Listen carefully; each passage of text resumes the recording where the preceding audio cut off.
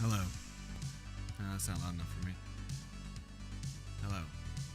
Better? Yeah, that's good. Okay. Perfect. Hi.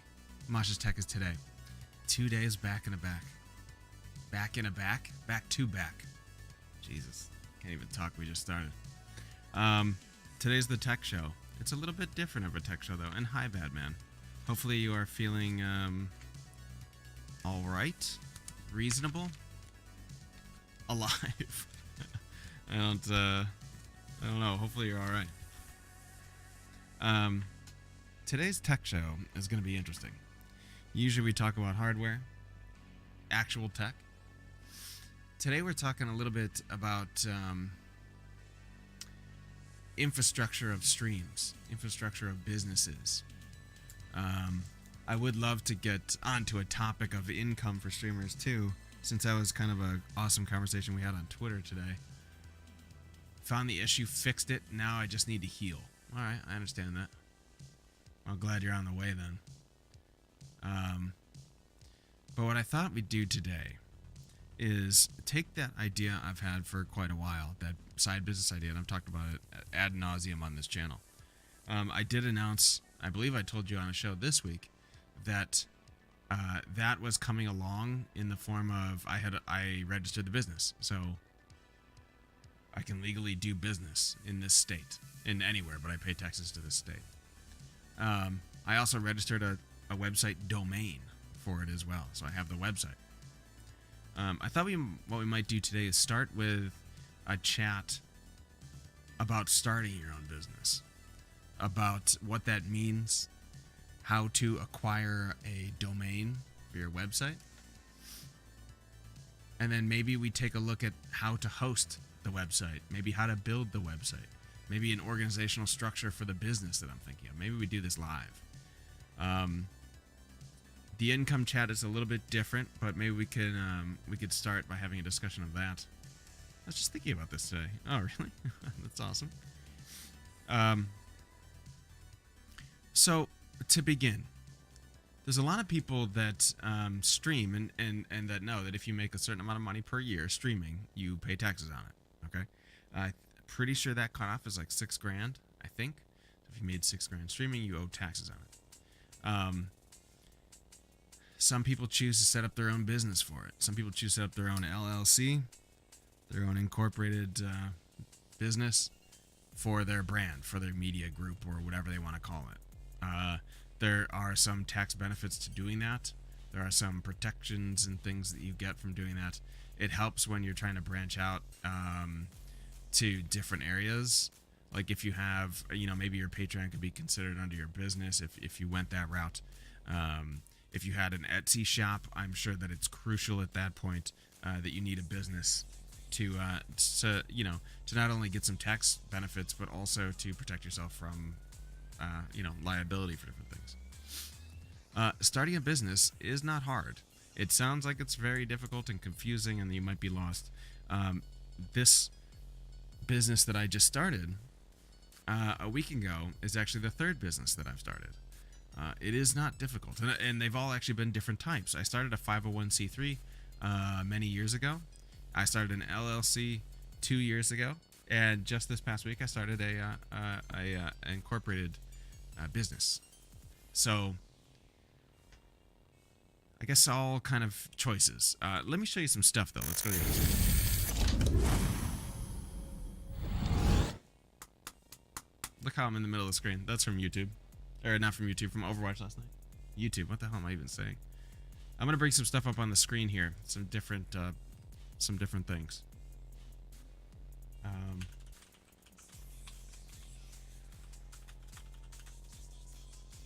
Let's say I want to do, we'll just do my home state so you can kind of see.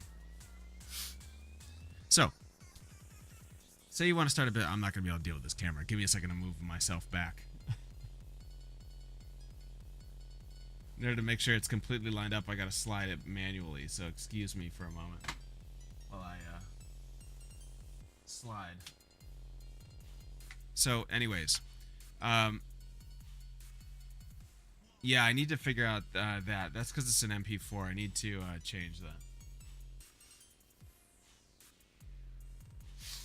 or look at it how I can switch it to a WebM, which I think runs a little faster. I'll figure it out.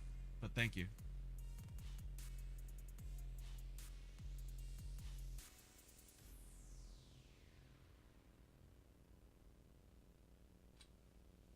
Good.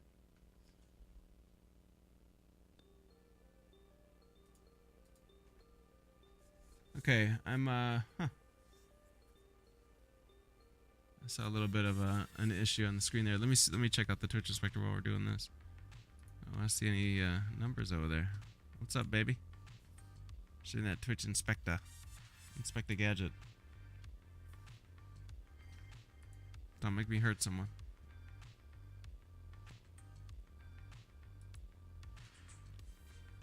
A couple of spikes down. There is supposed to be some kind of big snowstorm coming, so I'm not sure. We'll see. It looks like it's getting alright.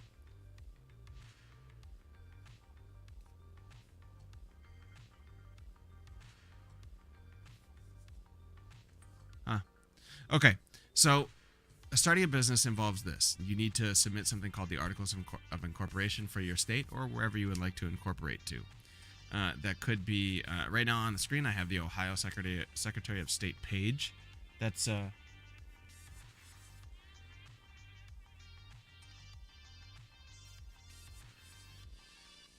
whoa, Twitch Inspector just died. I wonder if my internet is gone. During the transition, I think you're good. Okay, cool. Thank you. So you go to the Secretary of State website for your state. I think they all have them. Let me just try. We'll try Jersey of states. New Jersey. Yeah. So you should be able to start businesses and things. Yeah, business and economic development. And then, that doesn't seem right. Registry, well, I know how to get there with the Ohio one. The Ohio one is straight from the Secretary of State website. You go here, and then I believe it's businesses. Then you can go to File Online, which is the best. I think most states allow you to do that. If yours doesn't, then look it up on Reddit or something. They'll teach you. So if I go to File Online for mine, it gives you a couple options. It's super easy. It walks you right through everything. There's nothing special that you really need to do to start a business. You don't need some crazy paperwork yet to do this part. This part's simple. You can register a name. So you'll go to submit a business filing. You'll create some kind of username here with a password and an e-signature, and then it'll let you log in. On the next screen, it'll say, what kind of business would you like to start? Let me bring this off screen, and then I'll bring it back. And we can chat a little further about this. Let's see here. Okay. So here we are, the welcome screen for the Secretary of State website. Now, if I wanted to create a business, I go here. You can see there's a bunch of different options. You can see recent online filings, update an existing business record in case you move or something like that, or in case you want to switch. Incorporated, like if you want to go from a C Corp to a LLC. I'm not completely legally sure you could do that. I'm guessing you can. But what you usually do is go to file a new business or register a name. As soon as you come in here, you'll be able to choose from the many different choices you have here. Here's some of the differences. For-profit corps, that's kind of the standard basic stuff. Like if you want to open a restaurant, that's kind of what you would do. An LLC is usually sole proprietorship, but you could do an LLC with pretty much everything. I looked this up the other day. S Corp versus LLC. And it'll tell you quickly. There was one... I forget where I read it.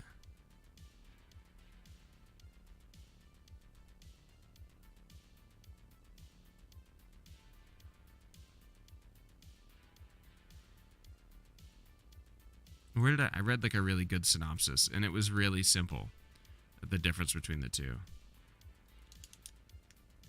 Anyways, you could read up on your own, but basically, there's no tax classification for LLC. Maybe that's what it is. Maybe it gets taxed directly to you, and that's what the difference is.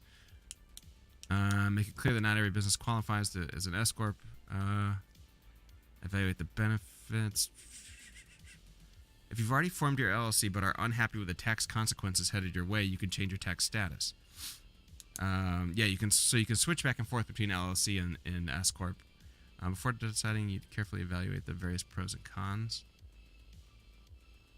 Yeah, so you can take a look through this stuff, but basically it's just a tax difference on how everything gets taxed out of the two incorporated entities. So what this website allows you to do is you'll select one of these. Let's say we're going for profit in Ohio. By the way, if you ever get to this thing where it's like, do you want to expedite this to make it ship to you faster? You want your business in 1 day or 2 days? Don't ever do this crap. Just hit the regular. I've done this 3 different times now and did the regular processing, and it was done in like a day and a half. So you save yourself like $200. It's never been longer than like a day and a half. Now, 4 business hours seems a little nuts. I don't know why you need something that fast. Maybe there's a lawsuit coming or something. I don't know. But that's a little bit intense. Just do the regular processing. And then here is where you select your name. You can see one of my business names there, but you can check your... I think there's a search, right? Where did I see that? Oh, it's just right here. Okay, so if I were to do that, it would say, nope, sorry, I can't do that because that's my business on the side, Barnes Engineering. But any name you type in there, like if you have an LLC, you have to end the business with LLC, or I think you can put Limited Liability Corporation or some long name like that. But almost every single place you see will be comma LLC. You can also do comma Inc.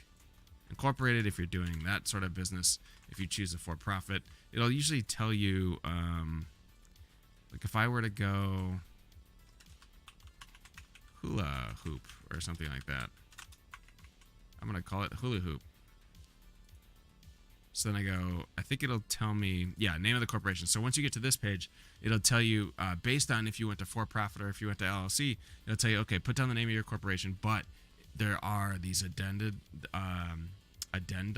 or whatever. Plus putting LLC at the end makes you seem more official, at least to me. Right, exactly.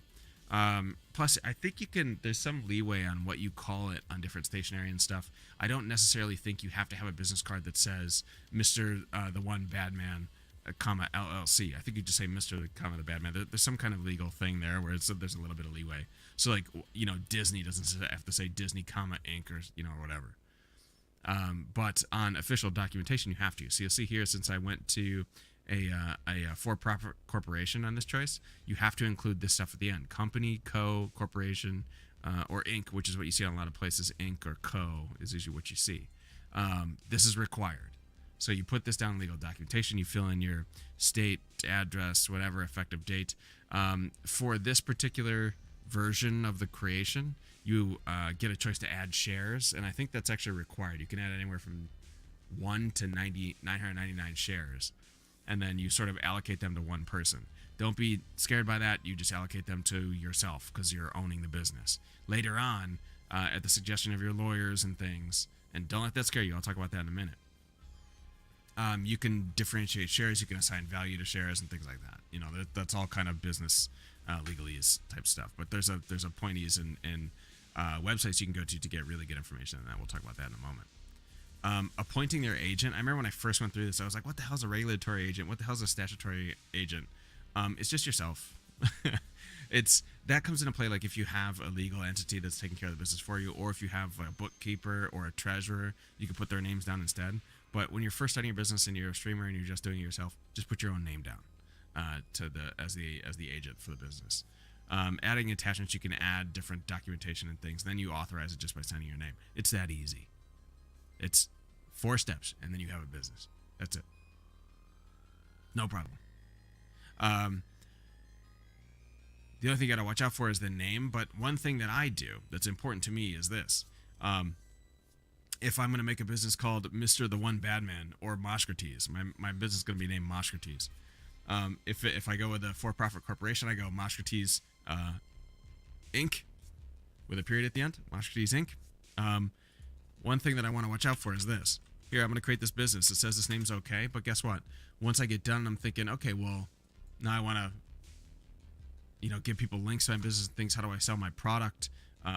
Websites is a good idea. When you start to go to, like, let's say the business name was Google. Obviously, I'm at Google right now. That website is taken. What you want to do is go to a domain register, like GoDaddy is one, and Google Domains is what I use because everything is pretty much Google anyways on for us. So if I go to manage my domains, let me just pull this off real fast. Just make sure there's no weird identifying stuff.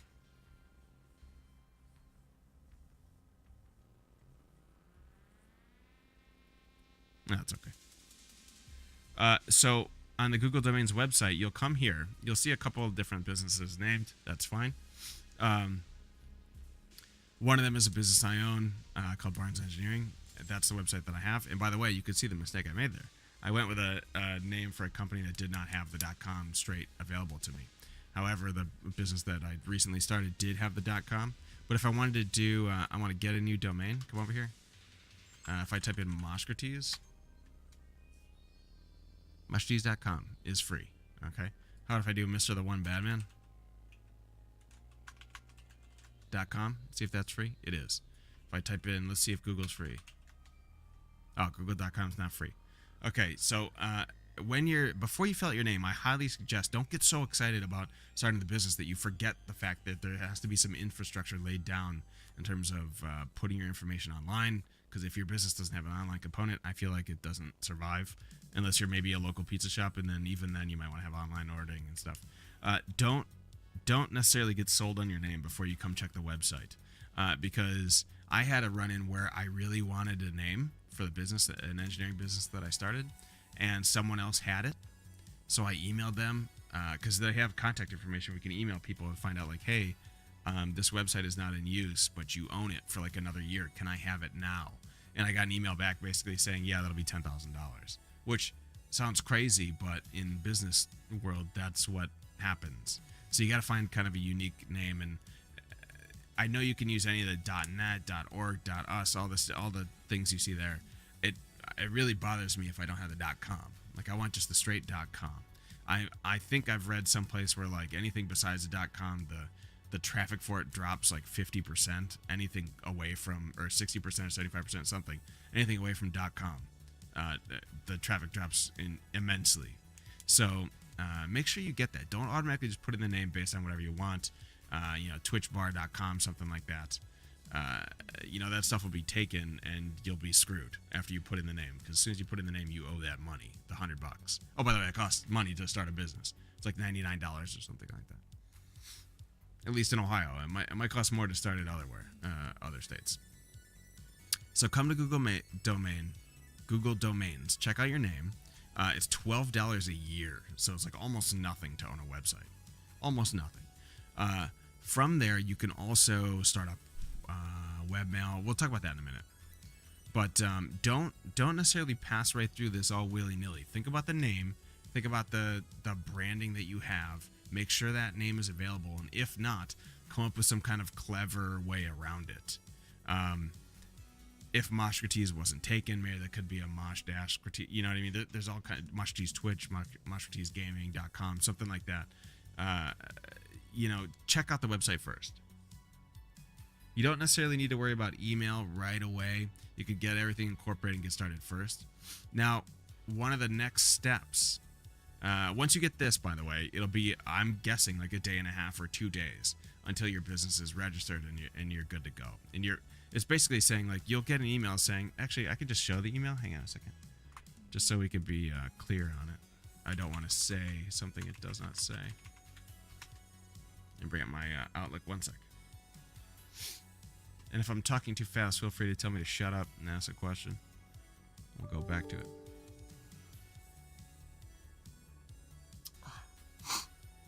I guess these.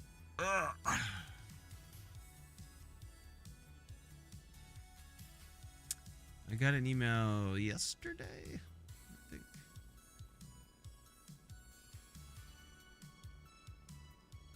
I get a lot of email. Generate this message. A domestic corporation with the effective date of January has been added to the records. You may review the filing in detail with this link. Let me see. There. Okay, yeah. So this basically tells you that the date of filing was this day, And there's no expiration date. Okay, so it just tells you when it was filed. It gives you some basic details. You can print this out and save it in your records. But you'll get an email basically saying you're clear to do business in your state. And kind of what that means, you could do business online, but the taxes will be paid in that state, is essentially what it's meaning. You won't be under any other state's jurisdiction for taxes, at least as far as I understand.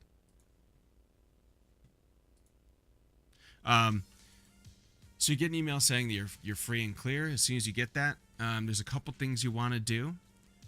One of them is more than likely opening a bank account, which is not that big a deal. What you want to do is, obviously I can't really show you that in real time, but you need a few things actually. Let's step back. You have to register with the IRS first. The reason why you do that is because you need an EIN number. So if I go to, I wonder if this website's even going to be working with everything. Yeah. Okay. So you go to apply for an employer identification number. So this is how the government will track you tax-wise for your business. Obviously, any income you have is subject to taxes. I believe the corporate rate is a little bit lower. I didn't really research. It's not important to me at the moment. But you could see here the person applying online must have a tax identification number. So this EIN number is what you need. You may apply for an EIN online if your principal business is located in the United States. Right. The person applying must have their social security number registered. So as long as you're the registered agent, the statutory agent, the one we just talked about when you started the business, just use your social security number on it. You can have one EIN per responsible party per day. I know that was, because you just can't create businesses like crazy. That makes sense. Understand the online application, fine. So if I go to apply now, begin application, let's see. Yeah, then it'll just go through and ask you like what type of corporation you are. If you're a limited liability company, obviously click this radio button. By the way, all of these forms are pretty easy to understand. I'm not a business minded. I didn't graduate with an MBA, nothing like that. Okay, I learned all this stuff from like 5 minutes of Googling how to create a business. So the first one I did was an LLC. The first one I did was not one of these. There's a tax exempt. The tax exempt one at the bottom, the 501c3. That's a whole separate thing because it was a charity organization. LLC was the last one I opened, so you can click on that. There's all kinds of stuff involved with that. You can be a sole proprietor, so you can own your own business and only you are responsible for it. That's self-explanatory. And by the way, in that version, the taxes come out of your taxes.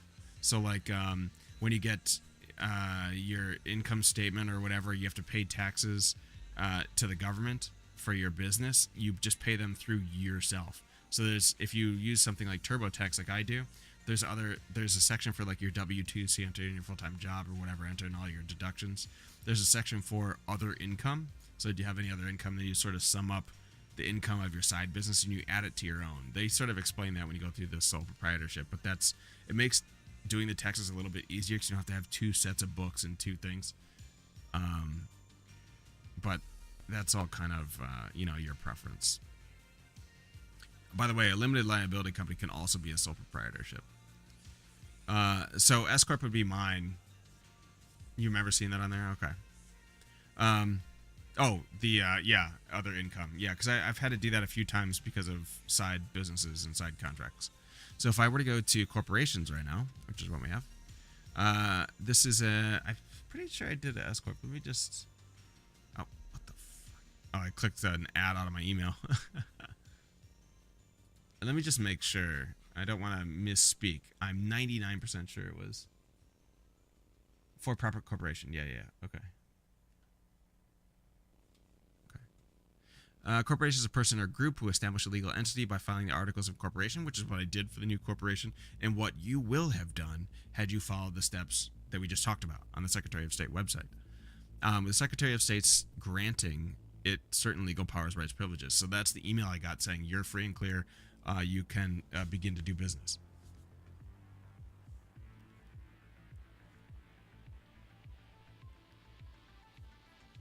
In S corp, it sort of explains the difference here. I should probably, I haven't done any of this yet, got an EIN for the new corporation, but let's just say I would probably do the regular incorporation here, because you can always reattribute it later to S corp or whatever you want to do, or C corp.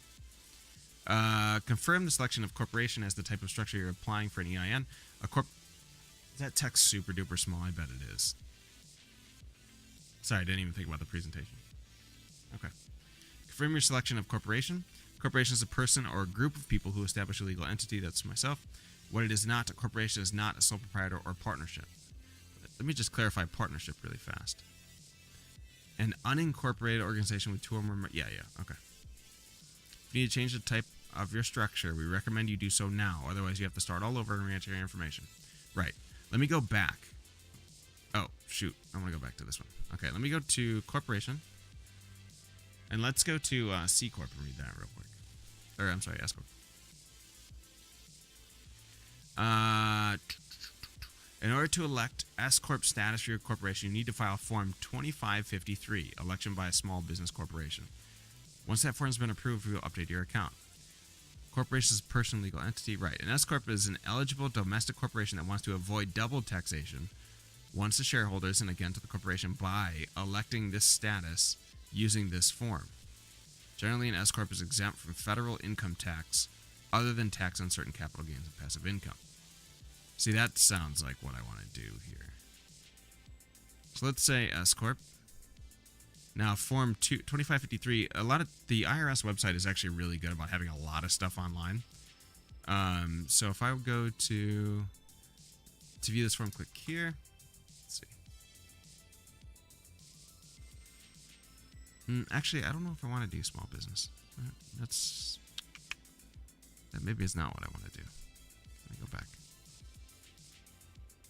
Let's just go to corporation.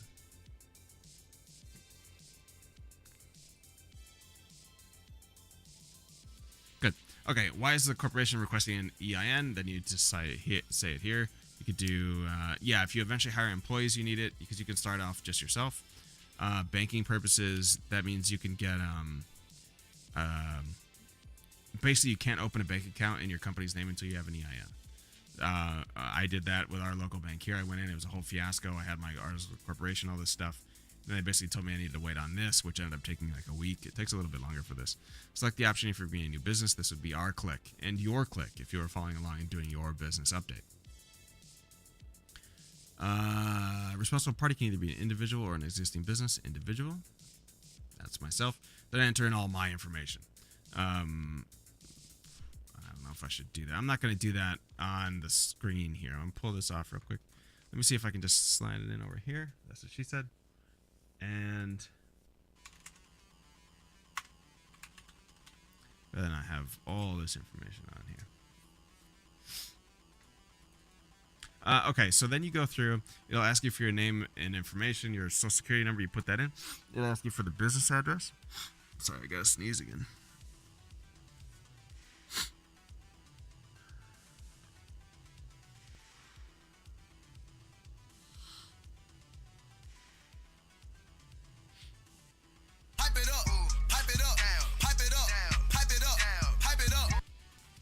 Thank you, that helped. Okay, let me finish this offline, that EIN stuff. That's a little more in depth. So, you create your business through your Secretary of State website. What's up, Skiwi? I saw your question. I haven't gotten to it yet, but we'll figure it out in just a second if you haven't fixed it. So you start your business through the Secretary of State website. You go through the steps. There's only like 5 steps. When you're done, that will come back in like a day and a half. Once it does, you want to go to the IRS website to get your EIN, your employee identification number. It's all good. I have more problems too. Oh God. What's up, Escape? How you doing? So you go to the IRS website because without an EIN, you cannot open a bank account, right? So you go to the EIN, to the IRS. You go through the. You can actually just type online how to get an EIN. It'll take you right to the website. A couple questions there based on if you're eligible, what kind of corporation you want. We just looked at it. Enter your name, enter in all your information, and then it'll assign you an EIN. They're usually pretty fast, by the way. I don't know how they're doing with a government shutdown, but I'm betting they're pretty fast still because I think it's mostly automated. Once you get your EIN back, no big deal. Take that down to the bank, open up a bank account. You're done. You can now like put a bunch of listening to this while doing my homework sounds good.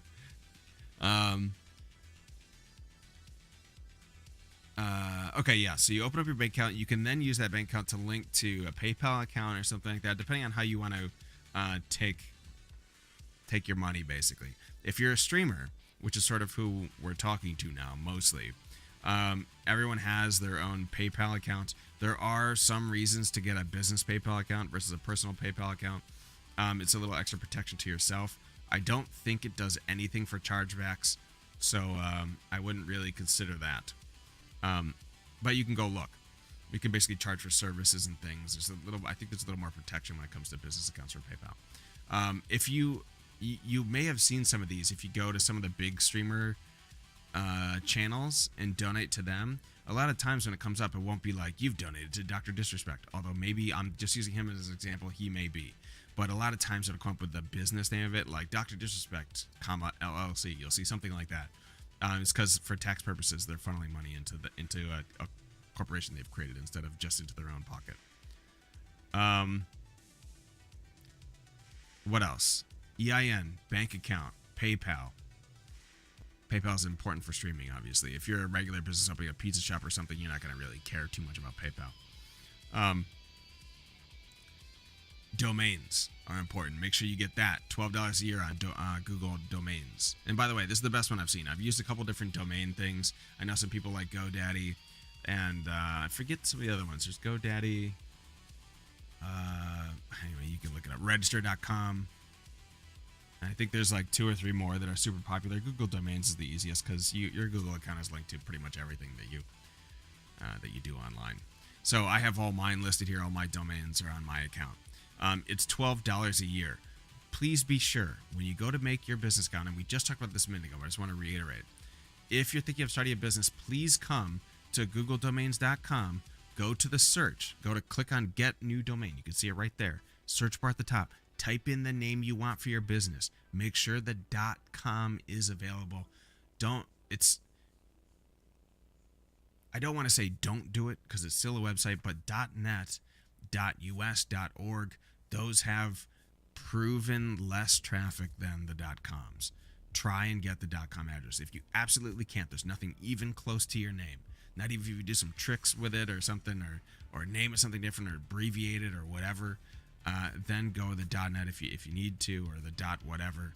But I highly suggest you coming to check here first before you go to the Secretary of State website and create your business with a name that you can't get the .com for.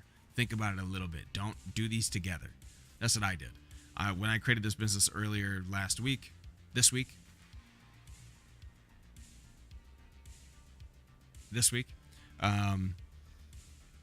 I basically had the Secretary of State website open. I was typing the name in, and I'm like, oh yeah, I better go look at the website. So I came over here, looked at the website, and I actually had to alter the name a little bit, change it from what I wanted to something that I could get the .com for.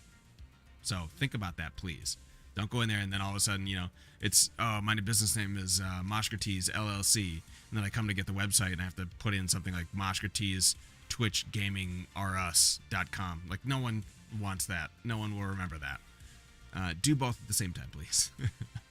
If you need to change both, change both. So what do you do now? Now you have your business. Let's fast forward a couple weeks. You have your EIN, you have your bank account, you have your business, you have your website. Well, you have the domain. You don't have your website. It doesn't really matter what the business is. Let's say it's either a craft shop. You're a craft user. You are or a craft builder or whatever on Twitch. It could be you want to have a website to display your art. You're an artist. You're an emote artist, something like that. It could be you want to have a website for your community. Something, a big community like the Twitch Kittens has something like that, or they were working on it.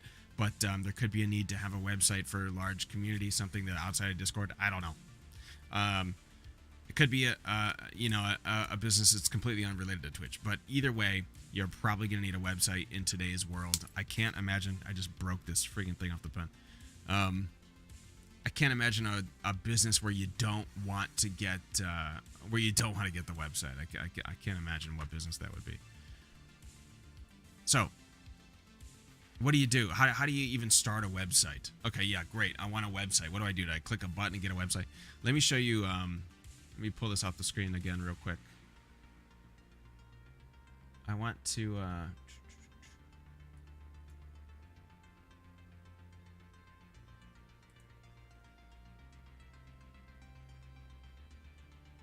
Okay, so there's a couple different choices. You can, if I pull my domain over real quick, Wix, exactly. Yeah, you can go to Wix, like you see on the YouTube ads with Carly Kloss or whatever her name is. Hi, I'm Carly Kloss, and look how easy it is to make my website. Click, click, click. Yeah, there's a lot of there's a lot of services out there where you can select a you can get a website made pretty easily. I don't think there's anything important on here. Okay. Just in the domain website and domain overview, you could just click on create a website. I've never even actually been here. Build a new website through Google. Okay, I see that. Oh, okay. Yeah, WordPress. Okay. So you build your website with WordPress, and then I'm assuming this will host it. Otherwise, you have to link to a host. Okay, yeah. So you start with Bluehost. So this is automatically linking you to a service called Bluehost, where you can host a WordPress website. If you don't know WordPress, it's kind of like the most common website you will ever see on any website. It's every freaking website is WordPress. What's up, Cruz? Or Reg. Thanks for the follow, bud. WordPress is incredibly easy to handle. You're not going to find a crazy amount of customization on there. You're going to need either the plugins for WordPress can do that, or you'll have to hire a web developer for that. But for something you want to get off the ground, like immediately, easy, no hassle, you don't really know much about web development, WordPress is unbelievably easy. You could drag and drop most of it. Let me show you a website that I built for another business that I own. Whoops.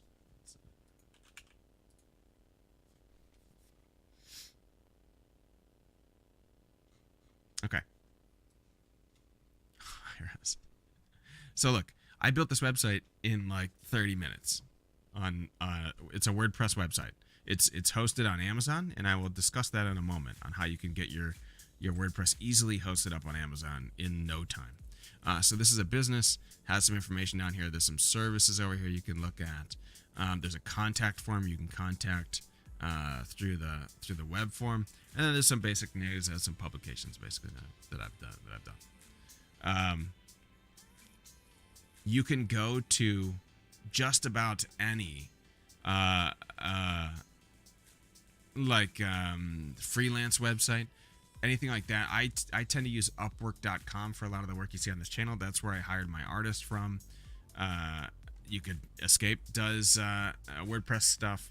There are a lot of services like that. You can find them on Upwork. You can find them pretty much anywhere.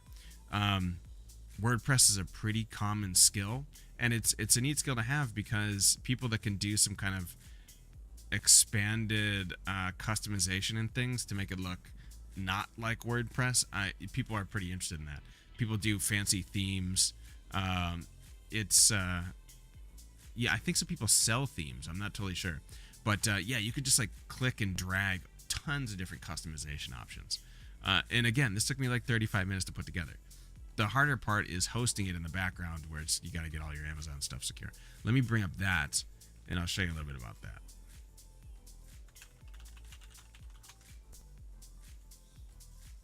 Let me just make sure I'm not logging into some identifiable stuff. Let me look here. It's a problem with my password. What's up?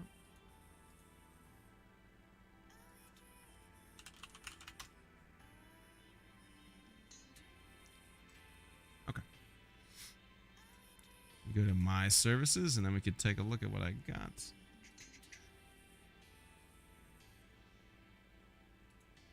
I forget like how to navigate to the box. It's where is it?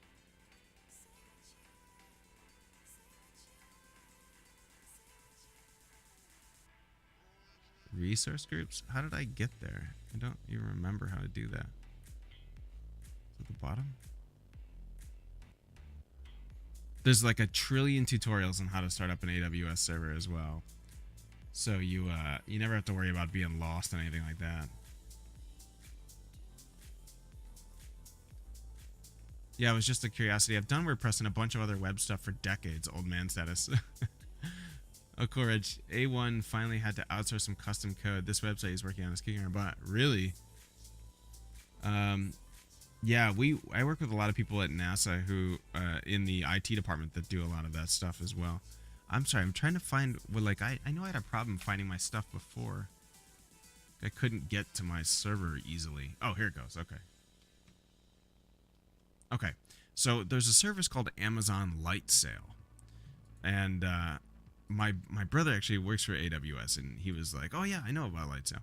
So uh, my that website that we're looking at right here on the screen is hosted on a instance on a server that you pay for on Amazon Light Sale. Basically, what you would do is just let me see if I can do the create an instance. Yeah. So I've done create an instance on my AWS account.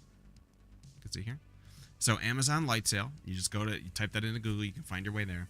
You can create an account. You could just use your Amazon account, which everyone has in the world, especially if you're on Twitch.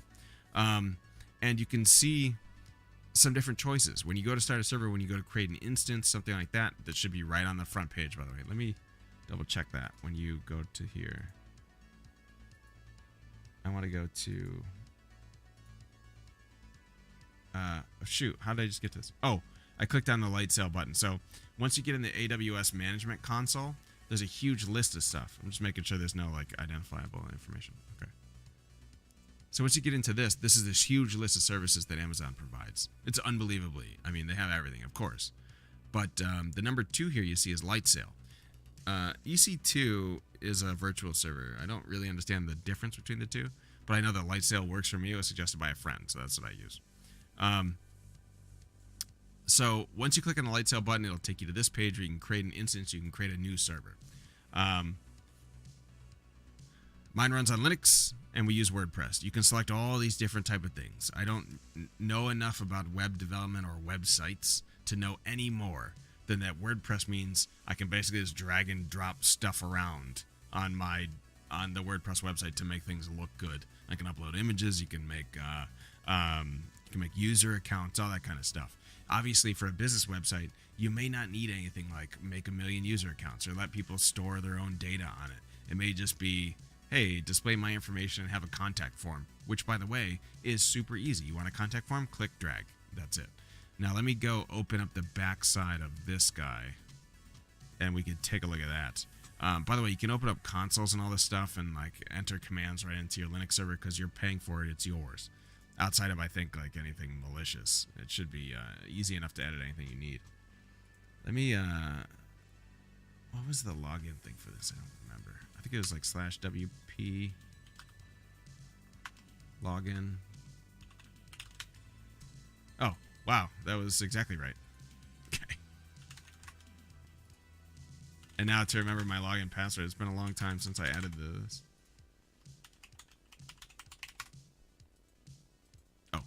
I'm at the wrong one.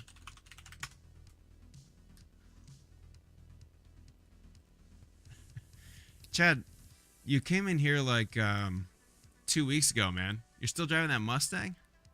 He already did this. I'm very happy to listen to his story.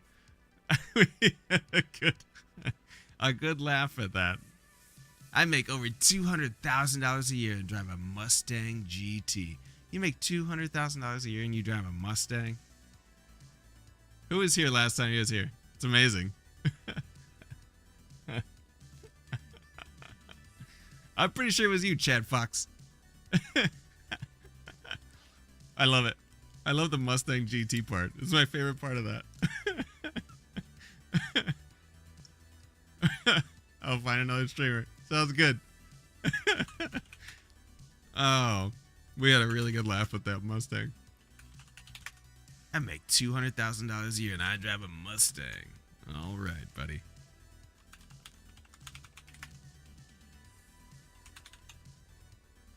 I forget all the login information for this. It's not a crucial thing. I think I can get in on the dev side.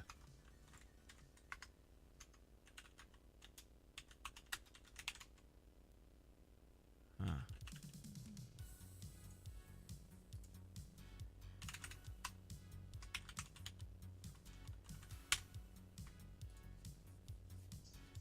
I'll have it emailed to me and we'll get in and then we can check it out. But basically you get in the back of WordPress and there's a trillion different options. You can make it look like whatever, upload, there it is. You You can upload all different kinds of images for your site. It's super freaking easy. That has to be it. Where is it? Ah, okay. One sec.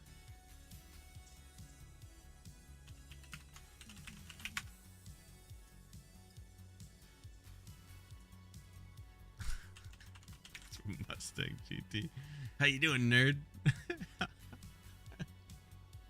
That's my favorite. Anyways, it's not important. So this is how you do a website very easily. Amazon Lights, I think it's like $10 a year or something. And maybe it's $5 a month. It's something really low for hosting a website it's on Amazon's service, so it's never going to go out. I mean, Amazon would have to get cratered for it to go out. But easy enough. Make sure you get the Google domain. That's the important part. Oh, God, I'm sorry. I'm like, allergies or something tonight are going crazy. Give me a second.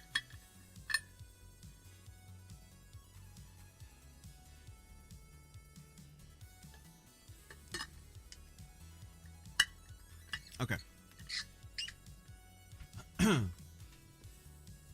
So those are kind of the 4 or 5 super basic steps. Didn't their entire Alexa service go out the other day?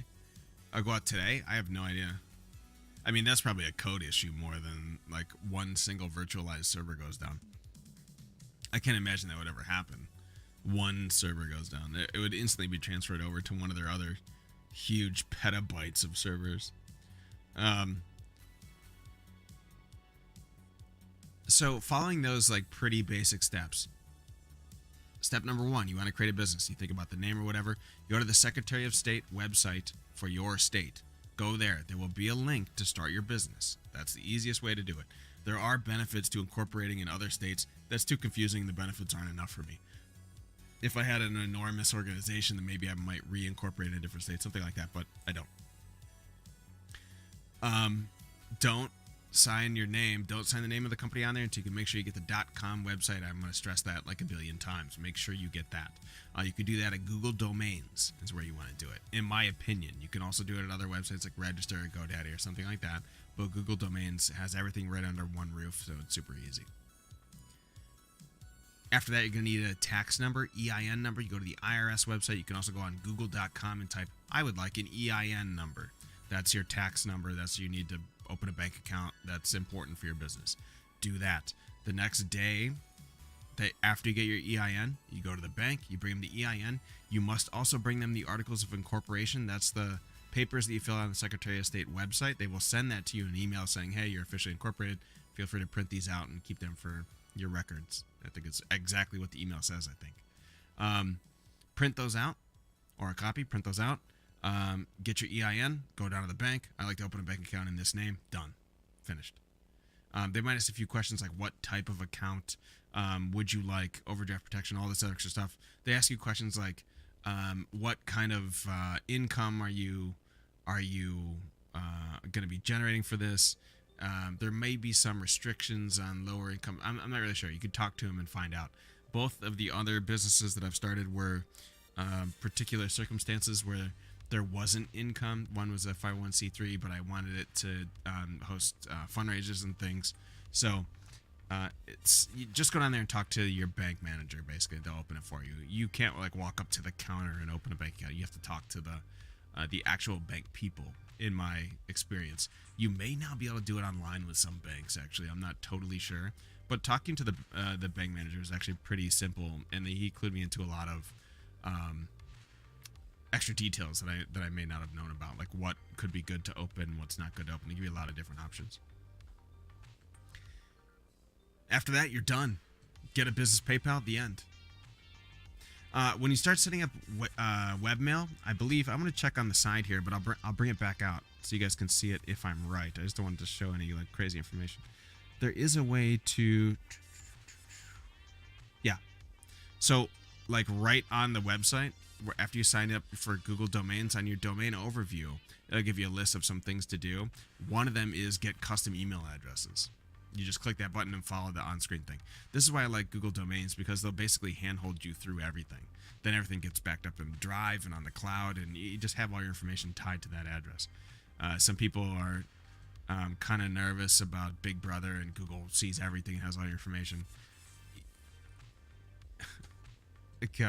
Welcome to 2019. That's your information has been online everywhere for like a decade. So if you're worried about it now, it's quite a bit too late. Especially if you have something like Twitter, or you had a MySpace, or you have Facebook. It's just all out there already. Have some reasonable concern. That's pretty much it. Obviously, you guys have seen the name for the business that I'm starting. I've talked about it on this show several different times. This is why I built the Rack. There's a business that I'm starting. It's I've called it a management agency in the past. I have switched that title. If you own a phone, your info goes to Google. Yeah, exactly. Don't have a phone. Don't turn on your electricity. Don't go on the internet. And then maybe you'll have some privacy.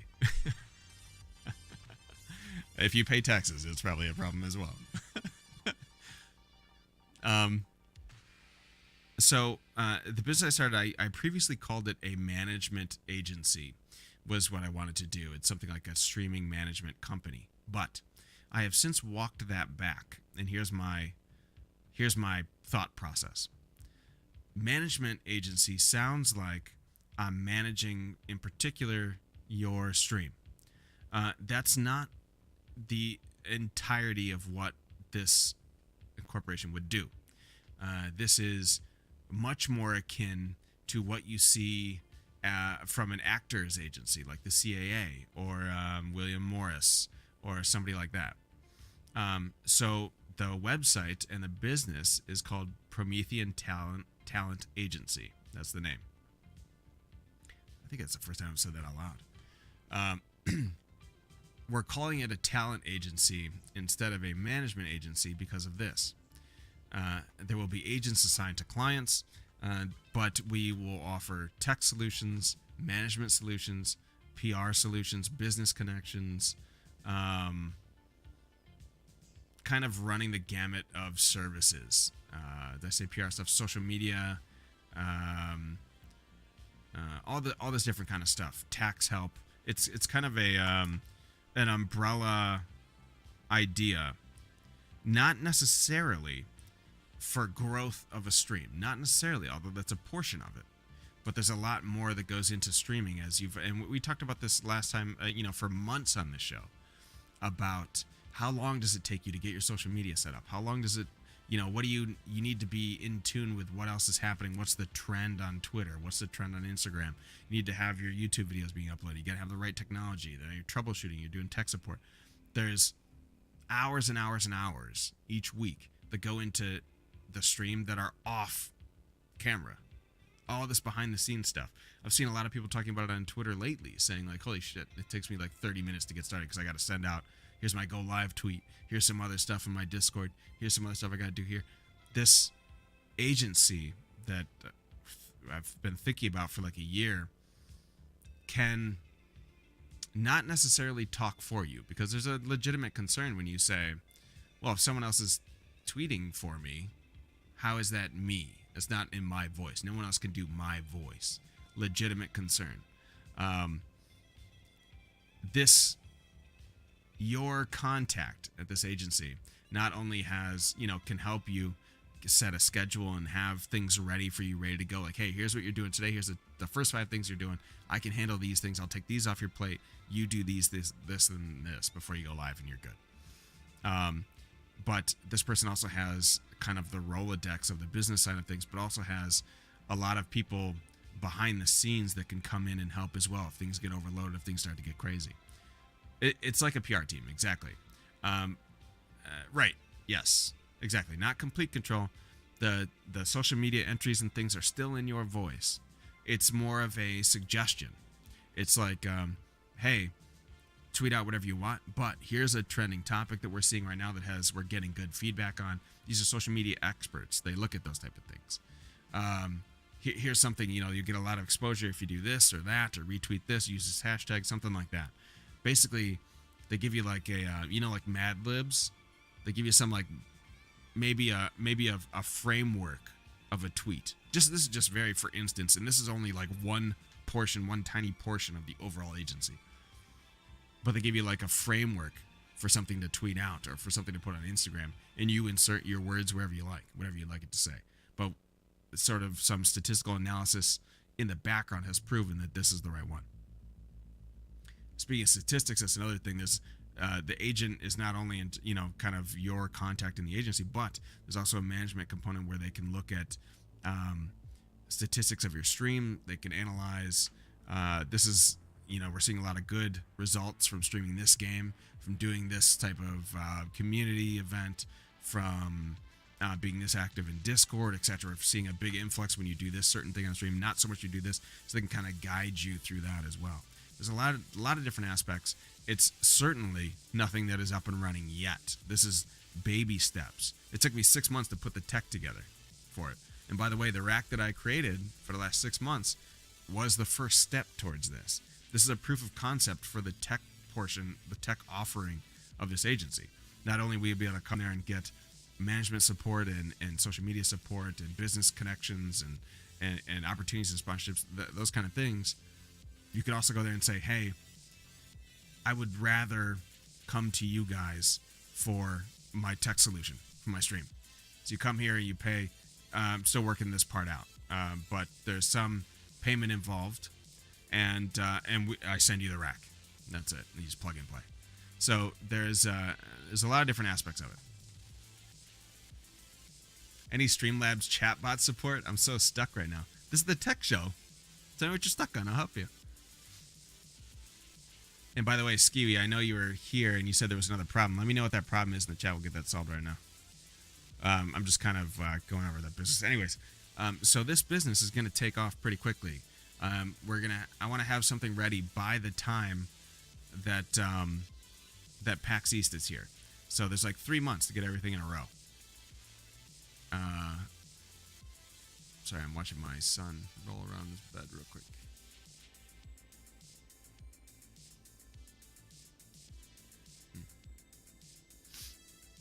More than one account. I'm connected to my other channel, but Chatbot still has all my settings for my other channel.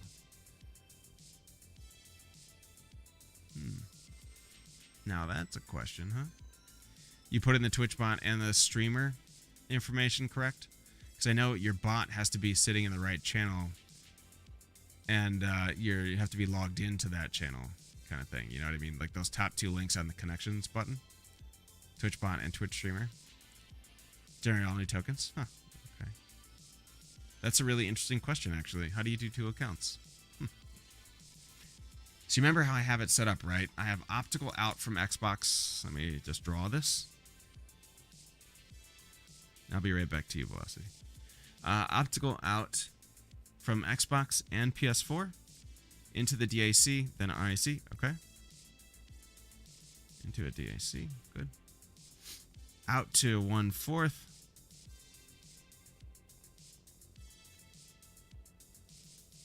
Into the mixer. Good. Perfect.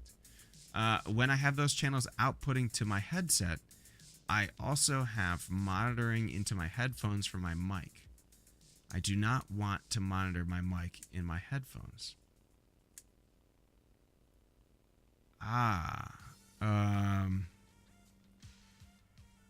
Your headphones are connected to the mixer, I assume? Out of a, if you got the Behringer, they're probably in the headphone slot or the stereo out.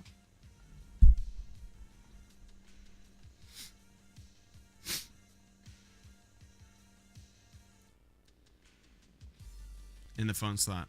So you do not want to monitor your mic and headphones. So that's a rough one. The mixer is going to force that, as far as I understand. Right now, I'm speaking to you into this microphone, and this microphone's on channel 1 of my mixer. The microphone gets mixed into the overall mix with all the other audio, and the headphone slot automatically replays it into your headphones. That's kind of what it does. So the headphone slot is just replicating the whole mix. There's nothing left out of that. You may be able to do some funky stuff with an auxiliary out. Let me think about that. If I turn to where I no longer get the monitor, I lose the DIC input. Yes. I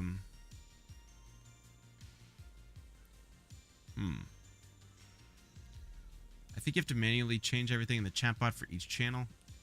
Like I have to delete every timer command software to reset it. Yeah, let me check to see if you can add a profile. You should be able to add a profile. They have that functionality at least. That would be terrible, though. So let me think of how that would work. If you wanted to not hear yourself, but you still wanted the mic to come through the mix, you would have to...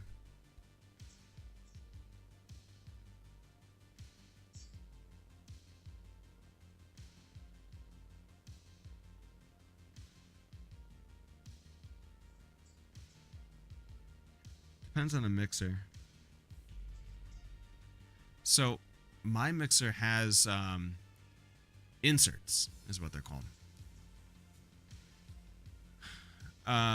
So the inserts is basically a line that you can insert down the... So if you think about a mixer, when you enter in the top channel, so you plug in your 1/4, the way I think about it usually is that the sound comes in at the top and it runs down the board to the bottom, and that's the overall mix. And then that gets pushed to the right where the main mix volume is.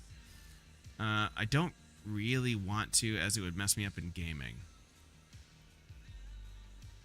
I understand. I have gotten used to hearing my voice. Plus, my voice is super sexy, so I like hearing it.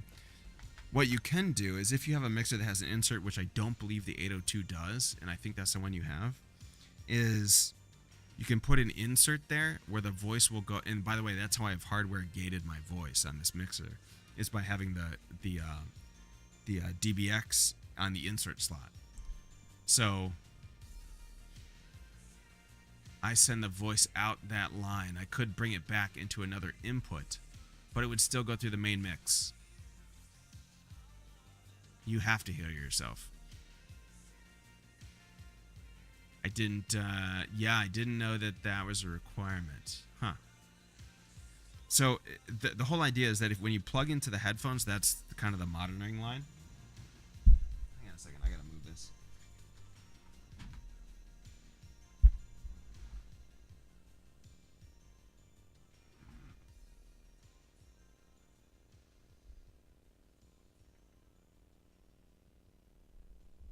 Yeah, you're always gonna hear yourself. Headphone slot is gonna play the full mix back to you. So if you add another small mixer in between the DAC output, monitor that mixer, then push the output of that mixer to the one with the microphone. It's ugly, but it'll work. I'm not totally following that, but it sounds right. And yeah, I can hear myself in my headphones. So when I speak, I can hear it because it's coming down channel 1.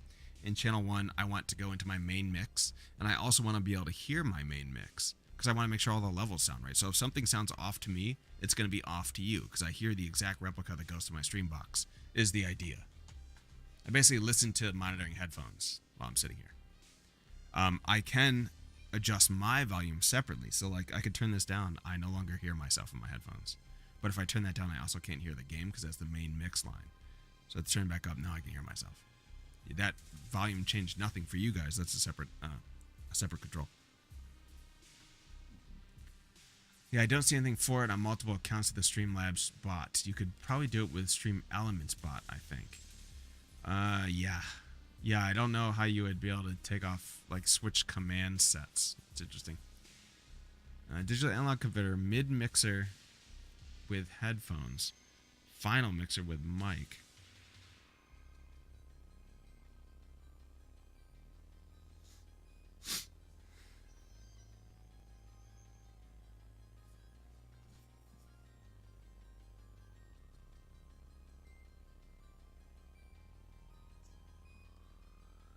Oh, I see what you're saying. Yes, that would work.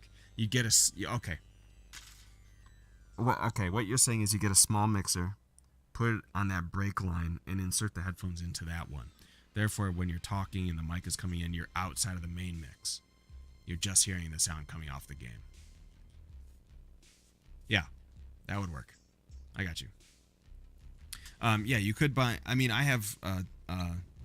huge freaking mixer, a Mackie 12 channel, and it's I could probably do that here by adjusting the separate headphones, but I'm so used to hearing myself that I like it now. My mic is both XLR and USB, so let me switch back.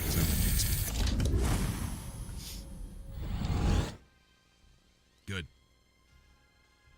My mic is both XLR and USB, so I was planning on using it via USB to my PS4 and XLR to PC, as I want the functions and tuning with the mixer board. You hate that you can't hear yourself? What's your headset setup look like, Escape?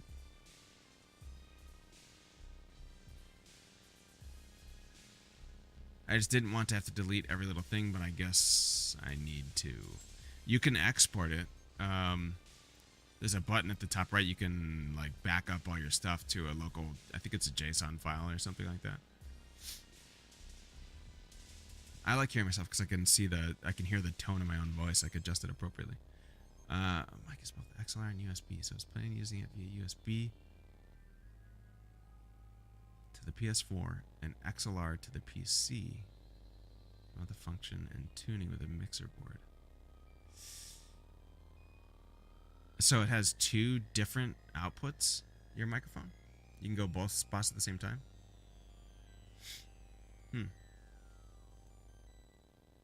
I want it fresh, start the new channel. Oh, okay. I got you. Okay, so you could do both.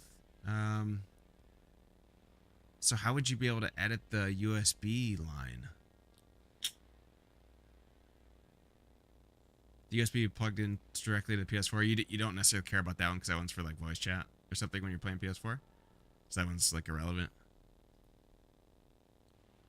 But you want your mic to be adjustable on the PC for like Discord and for streaming, obviously. Go to the Arctis software setting. There's an option to hear yourself. I have the same headset. There you go. Boom. The USB would be for PS4 chat only. XLR would send to OBS and stream. Yeah. So you want to be able to edit the the XLR. Okay. So yeah, it's just a headphone thing. You'd need a higher power mixer where you could lower your own voice. But then again, like I said, you're gonna lose. I'm trying to think of how you could send it over without hearing your voice.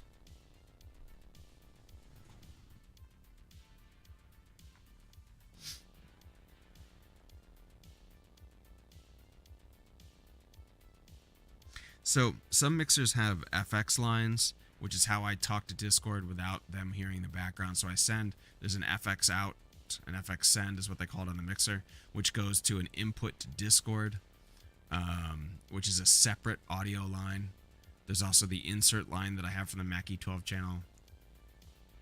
I'm not sure how better to do it other than like Cruz is saying you could get a separate mixer to interrupt the line or to have an insert box like I have on the Mackie to do it that way. It's a tough question though. You may just have to go, just get used to hearing myself kind of thing. I like it. It's an obvious. I think it has a 1 second delay though. Oh, it has a 1 second delay. Ugh, that would be kind of irritating. Talking and then hear yourself echo back. That would be super annoying. Is it because it's digital? Why is there a delay on it? Oh, because you're not going through a mixer.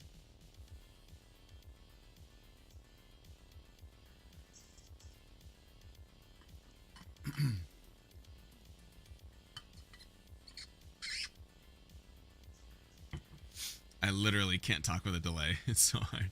Yeah, I wouldn't be able to either. Or turn myself way down and just deal with it like that. Just won't hear any sound. That would be irritating. Might need a mix.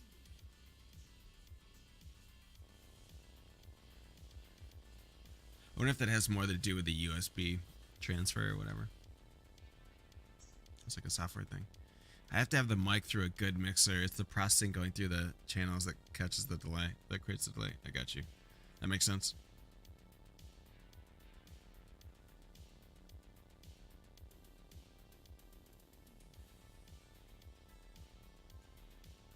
One second. Watching a baby.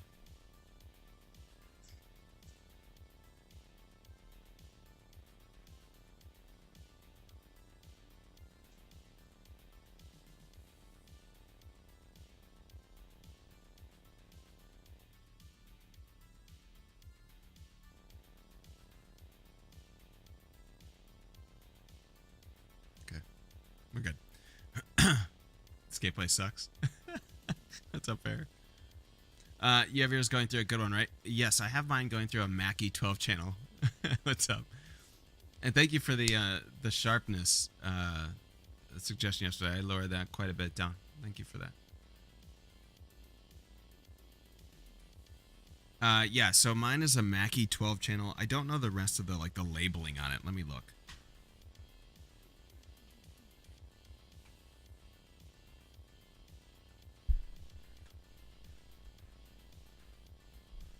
It's a Mackie Pro FX 12 channel.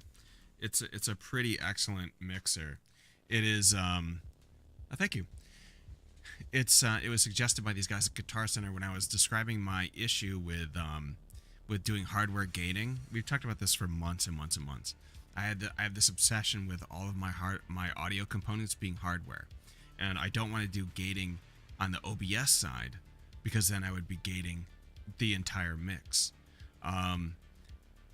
What I ended up doing was buying a mixer that had an insert slot, so I can, and like I said, remember when we were talking about how on the way I imagine a mixer is the XLR comes up at the top, and the way I imagine it, the sound waves travel down the channel on the board to the bottom into the main mix and then push to the right where the volume is. That's how it happens in my head. What happens with the insert slot is there's a break in that. So the XLR comes in the top, it runs down to the insert slot, and then runs out to wherever I want it. Some pro musicians use it to get a different tune, a different effects on their voice. If they don't like the built-in effects, pedals and things are what they would use for that. In this case, I have a DBX box, which generates a hardware noise gate, as well as some compression on my voice, hardware style. So I have that mounted on my rack. In the insert slot, basically, you send the info out, it comes back in on the same channel. That's it. It's pretty interesting. It's a little extravagant and a little bit expensive since they're two entirely separate things. But I purposely wanted it like that, as I said, for this proof of concept, this rack. So all my equipment is in one rack. Guitar Center, that's like adult Toys R Us. Yeah, pretty much. Second only to... actually, Guitar Center is like adult KB Toys, and Micro Center is like Toys R Us. Oh my god, your bio. I get annoyed in Guitar Center? Why? You don't like Guitar Center? Actually, those guys, I found those guys very helpful, actually. They're the ones that solved my Boss pedal. So originally, I tried to do a hardware gate with an NS2 Boss pedal. So if you're a guitar player or a bass player, you'll know that those pedals are what you use to get delays. Boss is like a very well-known line of pedals for musicians. The one thing I did not know was that when I was trying to do, because Boss has an input and an output, so I thought, okay, I'll plug my mic into the input and then the output will go into my mixer. Well, what I could not figure out and what I could not find online was that Boss does not like stereo lines, does not like a stereo input or a stereo output. They only like mono, and it took me at least a week, to go return the pedal, and then the guy at the store was like, "Oh yeah, it only takes mono." I'm like, oh, "Okay, I did not know that until just now." And it wouldn't have worked anyways because it was breaking the part of my cloud lifter, but still. You work with satellites? I do. Actually, I did. Well, kind of. I still do. Project that I was working on was called JPSS that launched in October, so I'm very proud of that. Because you can't buy all the stuff at Guitar Center. I want to get into satellites. I'm currently working system network admin. Oh, that's cool. Yeah, I have contracts with NASA. We have a contract with Marine Corps, and I have a contract with Google Loon right now. Kind of doing the same stuff. It's basically software-defined radio, software-defined networking, network protocol routing, some AI stuff like algorithm development for network routing, and space-to-ground communication is sort of what I do. I need a Micro Center command. Damn it. I always seem to go to stores that are filled with idiot customers. Hell, they aren't even really customers. They're just there to play. I have been to Guitar Center a billion times in my area, and I go there a lot with really difficult questions, and I usually bring my hardware with me, so a tech will see me come in and be like, "Hey, just come in the back, in the pro audio section," and then we plug stuff into different mixers and keyboards, and we try stuff out. But there's a lot of people that will come in and just sit and play guitars for a while.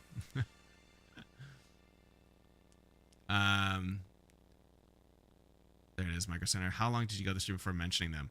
It has been an hour and 11 minutes. That may be a record without mentioning Micro Center. So we're gonna have to do that. I'm gonna set up a command for them. I'll write that down in my idea notebook that's guarded by the unicorns. That's a really good idea, though. I need to add a Micro Center command and a Princess command. I still haven't done that yet. I'll get those two going. Mosh has mentioned Micro Center 69 times. We're doing it. Hook me up. I want to get into that. It's a good line of work. So basically, my best recourse would be a second mixer or amp just for the XLR then, huh? Yes, I believe so, Skiwi. You may want to... Yeah, it's a little bit ugly. It's possible that you could get the same result from a different mixer. If you, like, I always suggest Guitar Center for mixing things because their pro audio guys are pretty good. Just go in there, like, tell them, this is what I've done many times. I take an idea in, I even drew up, like, in my engineering diagram, I printed it out, brought it into them and said, hey, this is what I want. What equipment do I need? Can you explain it to me? And they walk me through everything. They're pretty great. So I might suggest go down there and see what they think.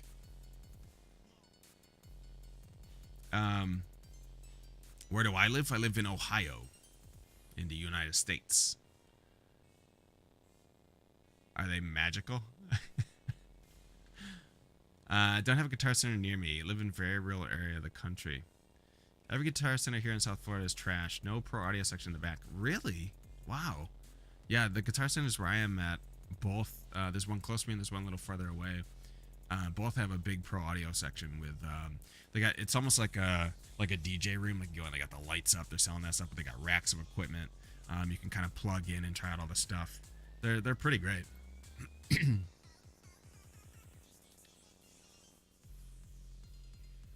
Half the employees don't know what blues scale is. Oh, I don't know that much about audio, so I don't know. Thanks for the follow, bud.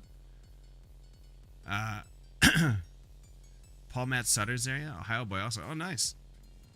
Yeah, I live in the kind of the middle of nowhere of Ohio. I don't live in, like, near Columbus or Cincy or Cleveland, which is the kind of the main metropolitan areas. All out of work DJs work there. The guys that I talked to were actually really, really excellent. You know who I think has a pretty good single line XLR mixer is Nightlight, Skiwi. It's like a little red one. I see it everywhere. You might be able to buy it at Best Buy, actually. I forget the name of it. It starts with an S. Cruz might know what I'm talking about. It's like this little red one. I feel like all streamers use it because they just plug their mic into it. It's called, what is it called? It's like this little red thing. It starts with an S. Damn it, what is the name of it? Thank you for the host. Amazon mixer. I think it's like a mixer amp for XLR. It's red. I know that for sure. I'm bringing this up on the side here because I'm not switching back, but I know it's like red and white, and Nightlight uses it. That's all I know. And it starts with an S, and it's one channel. The Behringer Xenix 302 USB. Sounds pretty good. Check that one out. Oh, okay. Yeah, just small guy. That's pretty nice. It's my interface in my streaming box. Old MacBook Pro. Oh, nice. That's pretty cool. Oh, here it is. It's called a Focusrite Scarlett 2i2. Skiwi.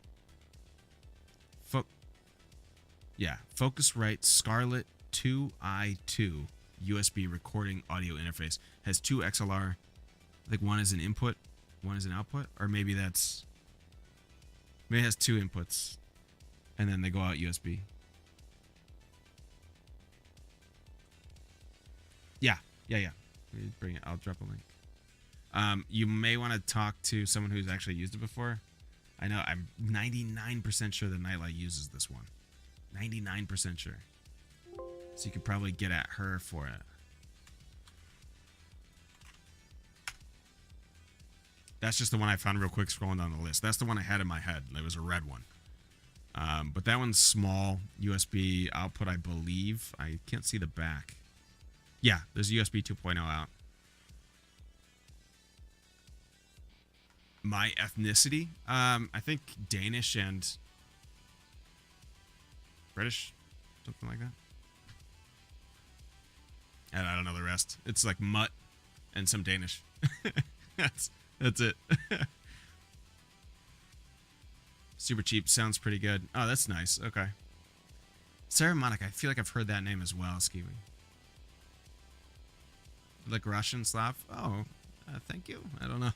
But no, that's one of, because I did that genetic testing or whatever that you could send away for. I forget the name of it. My wife bought it for me. It's called 23andMe or something like that. And it came back with pretty much those results. But no Eastern Bloc European. 23andMe. Yep, that's the one. The one you can buy from like Target. Pulsar has a PhD in physics, is currently cosmological researcher and community outreach coordinator with the Department of Astronomy at Ohio State University. Awesome. I have many colleagues that went to Ohio State, of course. I mean, if you live in Ohio, everyone goes to Ohio State. My little baby mixer have the XLR inputs that you need. Yeah, that thing looked pretty good, that Behringer 302. I wonder if there would be a driver conflict with 2 USB audio devices in. Let me tell you what. My computer right now, my PC, the gaming PC, has 5 USB inputs in.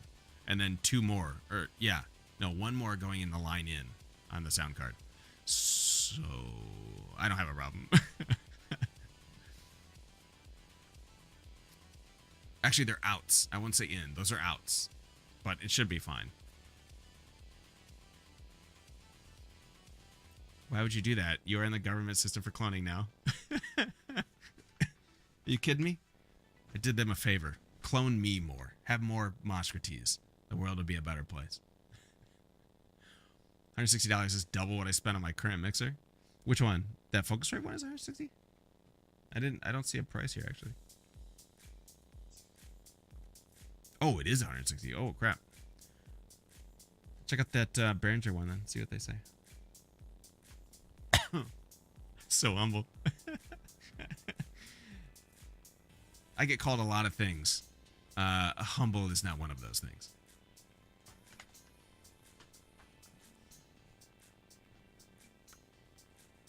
Hiptacular Raptor. I love your name. How you doing, buddy? Stirred up. Just clone my organs for backup. That's always a good idea. A1 says this is the one to buy. Look at this enormous URL. What did you do? You couldn't go to URL shortener? Just kidding. That's awesome. It's huge.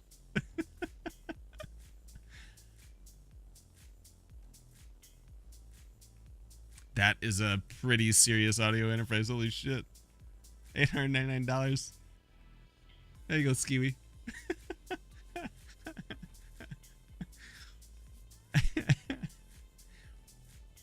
That's expensive. Yeah. Holy crap. I'll talk to you later, Eric. Thanks for coming by, man. That's awesome.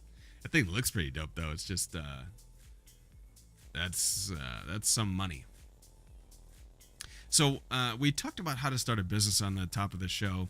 We got into a little bit of tech stuff. And, we talked about starting websites and everything like that, which is what we're doing for the side business. I want to talk a little bit about what am I getting charged for? What's up? Okay. I want to talk a little bit about income for streamers. I just broke every Twitch extension. Speaking of that, I have some friends that are building Twitch extensions right now. There's a Twitch is running a what do you call it? Some kind of competition for Twitch extensions right now. You can create kind of unique ones. I forget the link, but if you're a coder, you want to code some Twitch extensions, you can win a little bit of money. It's like $15,000 or $20,000 for the best extension. He's building one right now, a suggestion that I had, and I've taken some suggestions from the community of the bar, which are pretty good too. So he might be building a couple of extensions. It'll be pretty fun.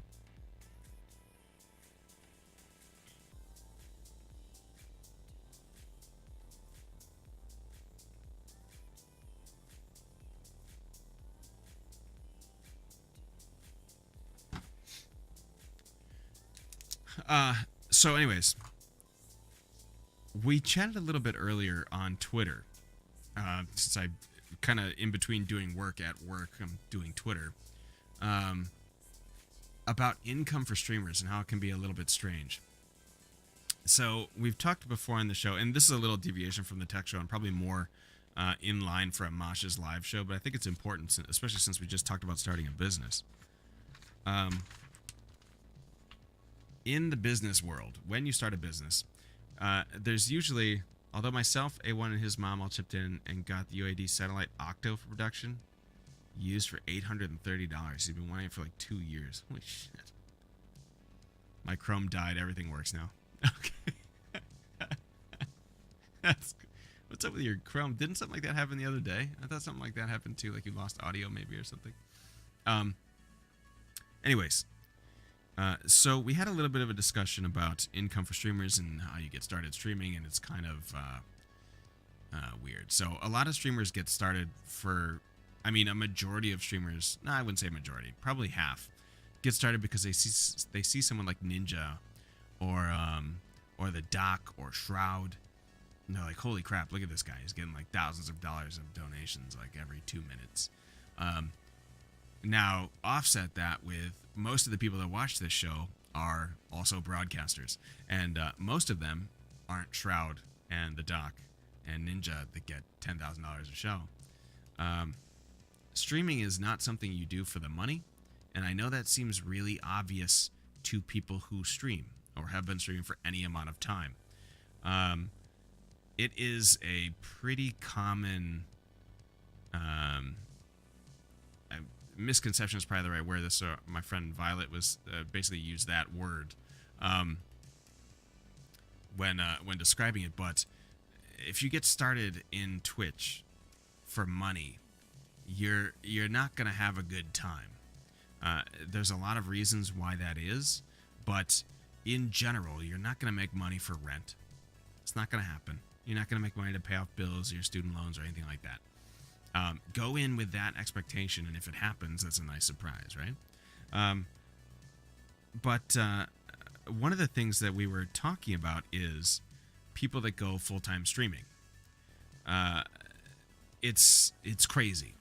I've seen both sides of it, and I'll bring up the example I was talking about with Duty Beard.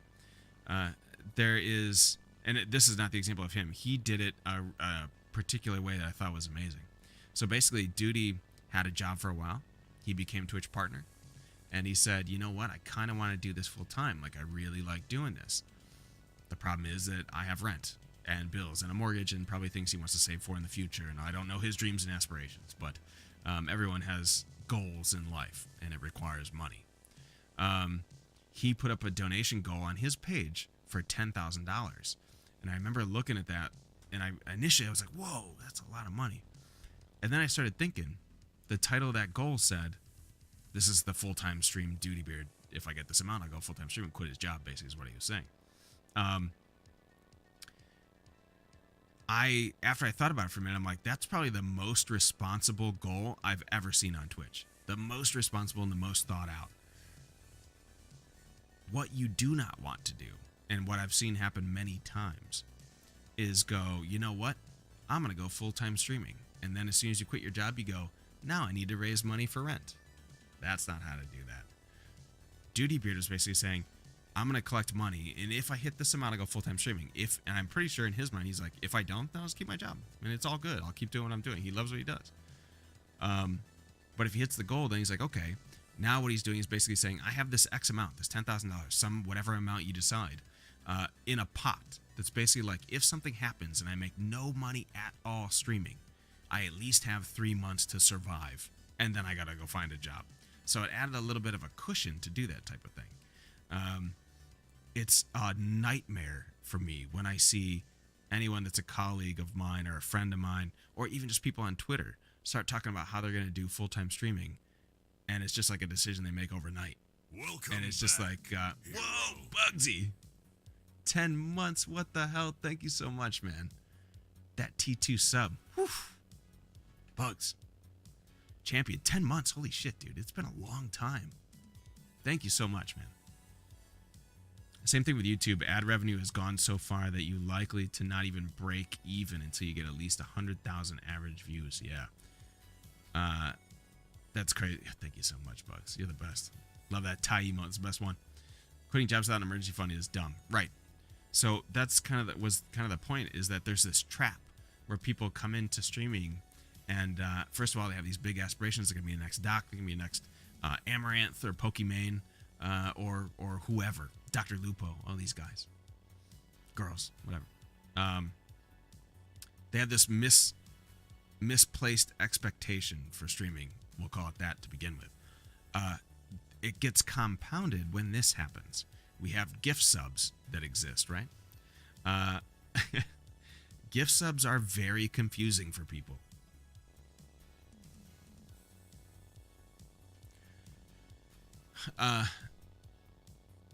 With gift subs, what happens is someone will come in and drop, let's just say, like 100 gift subs.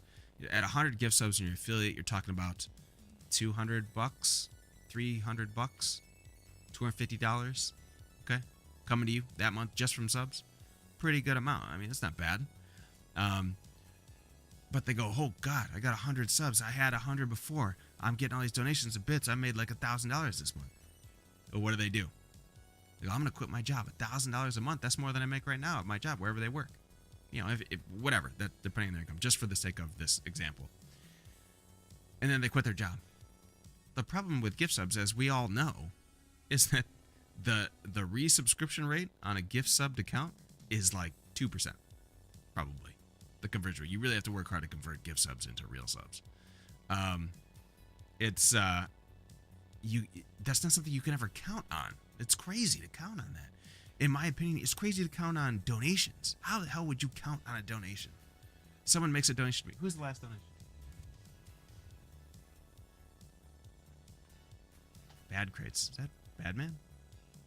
The $10 donation was the last one. I'm going to count on that every single month. I'm going to get $10 from whoever the hell that person is. No. That's insane.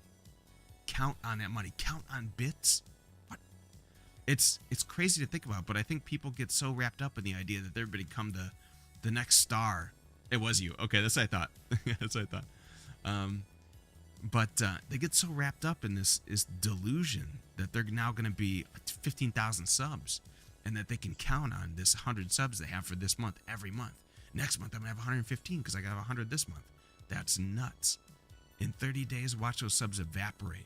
Now you have no job. Now you have 20 subs, and you can't even eat. You can't afford rent. That is crazy. I've cautioned people about this for so long in the Hero Squad community, in the bar community, everywhere. It's... Sorry, I'm missing stuff. I want to replace my current 9-to-5 income. I'm trying to do something I'm passionate about, i.e. performing music streaming. Right. Sorry, hang on one second.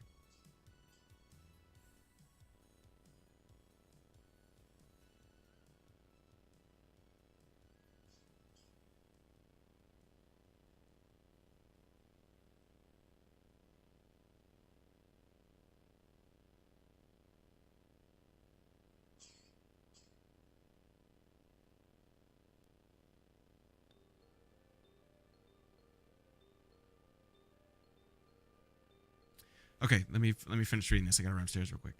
I want to replace my 9-to-5 income, trying to do something I'm passionate about, performing streaming. Dasval does went full-time streaming to have the time to do all the traveling for IRL streams with rocket launches and museums. He's a special case, too. He goes off donations to fund the travel. I'm surprised that NASA doesn't offset that, actually. We're going to be traveling streamers, too, eventually, hoping we could at least have donations to fund fuel costs. That's a good idea. The sub-bomb is a one-time thing, might never happen again. Exactly. Wait, so you're saying I can't be the next Amaranth? Well, first of all, you need a herald, as I described from TwitchCon when I saw her actually have a herald, like she's Galactus or something. It was crazy. I'd watch you instead of her, Mr. Badman. Mr. Badman next to Amaranth. Mr. the One Amaranth. DM Machine is a full-time streamer, but he streams his work, which itself is a full-time job. Now, that's interesting, too. Just don't wear booty shorts and I'll watch, too, Mr. Badman. A herald? Yeah. At TwitchCon, I'll tell the story real fast, right? I have to run upstairs. At TwitchCon, we saw Amaranth. How did we see Amaranth? Because she's Amaranth and you can kind of recognize her. But you knew it was her because there was a guy walking in front of her with a huge sign that said Amaranth on it. So just in case you didn't know who pretty much one of the most famous female streamers that I can kind of think of, Pokimane, her, uh, Kitty, that's pretty much, there's a handful of really, really famous ones. Amaranth is probably the most recognizable. There was someone walking in front of her holding a sign that said her name, like 2 feet in front of her. That's why I called a herald. That's why I said Galactus, because Silver Surfer is Galactus's herald. That's comic book talk. I'll be back in just a minute. I got to run upstairs. Give me just a sec. I'll be right back.